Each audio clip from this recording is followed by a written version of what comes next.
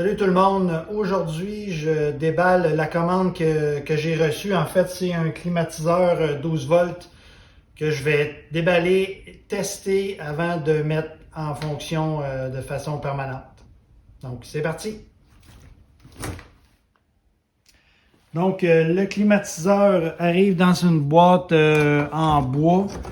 Donc ça semble quand même bien emballé. Et voilà. Puis donc, c'est ce que ça a l'air. Comme ça. En fait, j'ai choisi ce climatiseur-là pour une question de rapport qualité-prix. Donc, j'ai bien hâte de voir là, si ça va bien fonctionner et ça va bien faire l'affaire. Donc, je continue de déballer ça.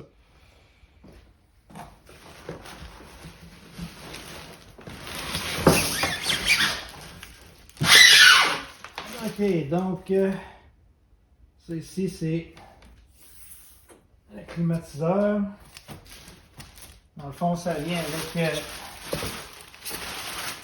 le recouvrement intérieur, le gasket dans le fond, les câbles, les vis, les braquettes. Donc, je vais tout regarder ça.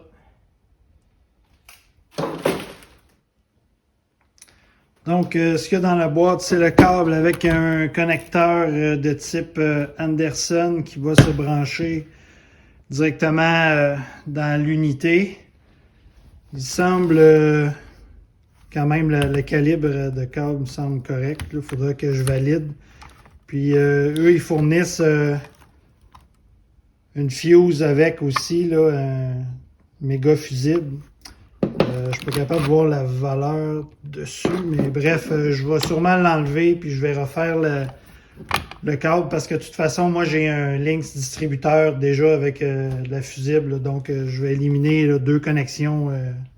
Et puis aussi, bon c'est ça, dans le fond, dans la boîte, il y a les braquettes pour la fixation, les pads en fait qui soutiennent la partie arrière ou avant, là, je me rappelle plus là, en fait. Quand on installe ça avec le gasket qu'il y a ici qui va sur, en fait, pour l'étanchéité, là, je sais pas, ça a l'air quand même à se compresser. Ce que je me demande, c'est que, étant donné que le toit est pas égal, il y a des genres de cavités, il va sûrement falloir que je coupe le gasket ou que j'utilise un adaptateur qui est droit. Qui va vraiment épouser les formes du dessus du toit, là, ça existe.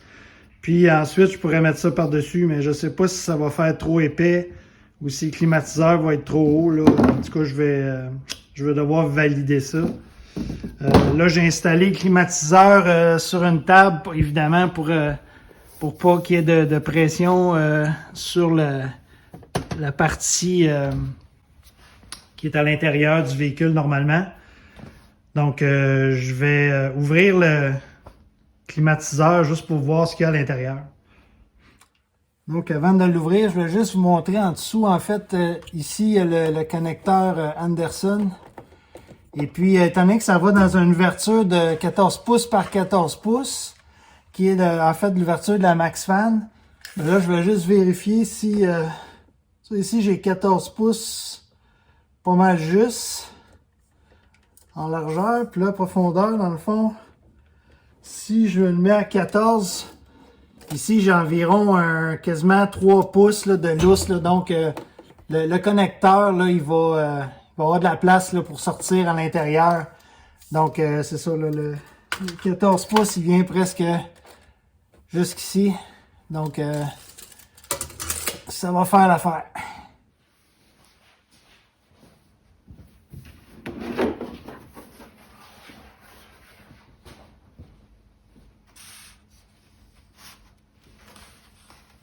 OK, donc ça, je ne m'y connais pas tant, mais je pense que c'est le condenseur, là, donc c'est pour ça qu'il est protégé des éléments.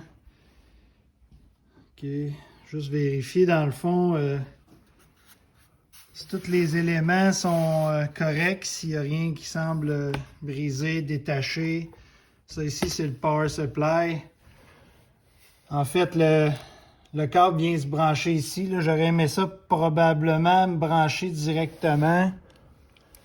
Ça n'a pas l'air d'être si évident. Là. Ça a l'air d'être scellé, malgré que, en tout cas. Bref, on va faire avec. Donc, j'ai dévissé les braquettes et puis je vais enlever ça doucement parce que ça, en fait, c'est scellé pour être sûr qu'il n'y ait pas d'eau à l'intérieur. Ce que je veux, en fait, vérifier, c'est que sur YouTube, il y a des gens qui disaient qu'il y avait eu de l'eau à l'intérieur du véhicule dû à un mauvais moulage. Et puis, donc, je veux m'assurer que les trous qu'ils avaient identifiés, c'est vraiment bien bouché. Et puis, justement, je sais pas si on va bien voir, mais en fait, c'est à cet endroit-là ici, et puis ici. Là, ici, on voit qu'ils ont mis du silicone, donc il devait y avoir un trou là à cause du moulage. Fait qu'au moins, ben, ils l'ont bouché. Mais ce qui arrive, c'est qu'il y a de l'eau qui s'accumule dans les endroits ici, là, les cavités. Et puis, ce que ça fait, c'est qu'à un moment donné, l'eau monte. Et puis, ça va entrer là, dans le trou-là. Ici, c'est pas grave parce que c'est à l'extérieur. Donc, ça, c'est normal, mais c'est pas normal ici, là. Dans le fond, soit ils ont mis du silicone. Ben, coudonc. Donc ici, sur l'ailette, on peut voir qu'il y a une petite clip là, qui a été installée. Là. Ça, il ne faut jamais enlever ça, en fait, parce que c'est comme c'est un ballon, en fait, quand ils ont calibré l'hélice. Et puis, c'est pour empêcher les vibrations. Là. Donc, c'est un petit peu comme les pneus de voiture. Là. On doit rajouter un petit poids à quelque part. Donc, ça évite là, d'avoir des vibrations là, au niveau de l'hélice.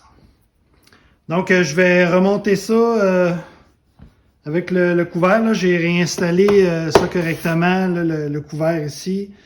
Et puis, tout semble correct. Donc, je vais réinstaller le couvert et puis je vais aussi vérifier pour brancher ça puis tester ça. Donc, j'ai ouvert mon Lynx distributeur. Là, ce qui se trouve être ici, en fait, c'est le distributeur de courant DC. Évidemment, j'ai mis la switch à off. Quand on joue là-dedans, on ne veut pas du courant. Bonne chose aussi à savoir, c'est qu'avant de faire une connexion électrique, là, ce que je vais faire une connexion temporaire parce que normalement, il y a un fusible ici, qui s'en vient ici. Là, présentement, il y a un fusible qui est ici, là, qui est fourni avec. Finalement, j'ai vérifié, c'est un fusible de 100 ampères. Donc, je vais devoir valider là, si c'est nécessaire ou pas. Le calibre du câble, ça me semble être du 4, mais je suis pas certain. J'ai pas vu d'inscription dessus. Puis, évidemment, ben ça ne fit pas, là. C'est un petit peu trop grand là, pour la grosseur, donc je vais devoir changer les cosses. De toute façon, je vais les changer parce que je vais couper ça ici. Là, je vais enlever le fusible. Donc, ce qui est important de savoir, c'est que prenez de l'alcool. Puis, toutes les connexions électriques, avant de les faire, c'est bien important de mettre de l'alcool et puis de nettoyer la connexion. Pour être sûr qu'il n'y ait pas de graisse ou peu importe. Là, c'est pas si grave parce que là, c'est juste un test. Là, mais normalement, toutes les connexions électriques que j'ai faites dans mon système, je les ai toutes nettoyées avant. Même chose ici. Là, on peut tout nettoyer une fois qu'on a enlevé les tarots et tout ça. Là, donc, ce qui est bien important, c'est de bien nettoyer ça. Là, je vais prendre une douille 13 mm. Puis je vais enlever les boulons pour brancher ça temporairement.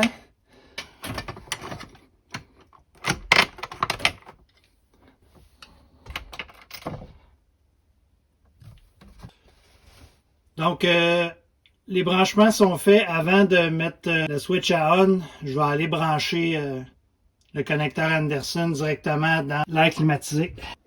Là, j'ai surélevé l'unité parce que c'est plus facile là, que d'être accroupi en dessous. Donc, je vais aller brancher ça. Bon, ben une chance que je suis quand même proche parce que le fil, il est pas super long. Donc, c'est branché. À ce moment-là, je vais pouvoir aller remettre ça en.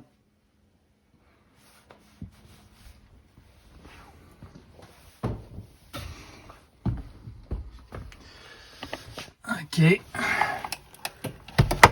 On met ça on. J'ai entendu un bip. Bon, ça semble fonctionner. C'est sûr que là, il fait à peu près 8 degrés dans le garage. C'est sûr que je ne vais pas climatiser. C'est impossible. J'ai mis une batterie dans la manette. Là, je sais pas pourquoi il marque 26. Là, c'est aucun sens.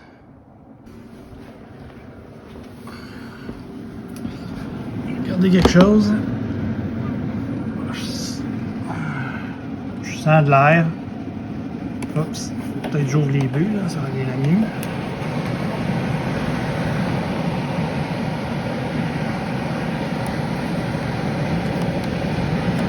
En tout cas, il est frais, mais bon, je sais pas pourquoi c'est 26. Je vais mettre à cool, 18. Ça fonctionne.